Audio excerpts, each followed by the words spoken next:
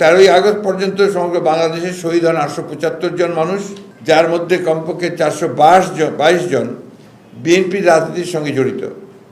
দেশ জুড়ে শহীদ হওয়া সকল শ্রেণী পেশা রাজনীতির মানুষগুলোর এই বিশাল অংশ যে বিএনপি নেতাকর্মী, এটি কোনো বিচ্ছিন্ন ঘটনা নয়, বরং আমাদের সুদীর্ঘ রাজনৈতিক সংগ্রামের অনিবার্য ফল।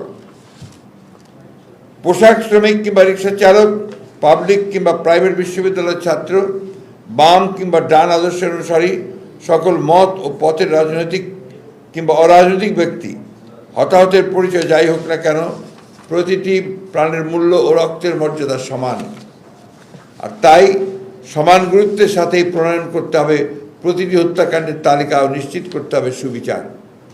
শেখ হাসিনা পদত্যাগের জন্য যে জাতীয় ঐক্যমত্য আমরা দেখতে পাই, তা হঠাৎ করে গড়ে ওঠেনি। এটি মূলত অবৈধ সরকারের অত্যাচার, অবিচার, দুর্নীতি, দুঃশাসন, বঞ্চনা, অবজ্ঞা ও শোষণ নির্যাতনের বিরুদ্ধে মানুষের পুঞ্জীভূত ক্ষোভের বহিঃপ্রকাশ। আমরা বিশ্বাস করি, যারা গণতন্ত্র পুনরুদ্ধার আন্দোলনে যুক্ত ছিল, গণতান্ত্রিক প্রতিটি ব্যক্তি, দল, সংগঠন, গোষ্ঠী, তাদের সকলের আত্মত্যাগের যথাযথ স্বীকৃতি না দিলে তবে ইতিহাসের প্রতি অবিচার।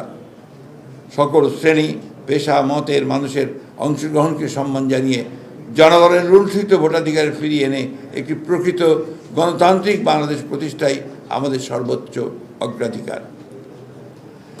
সেই পথযাত্রায় এবং রাষ্ট্র সংস্কারে বিএনপি ঘোষিত 31 দফা বাস্তবায়ন করে তুলতে হবে একটি নিরাপদ ও মেধাভিত্তিক বাংলাদেশ, যেখানে প্রতিফলন ঘটবে জনগণের আকাঙ্ক্ষা ও প্রত্যাশা।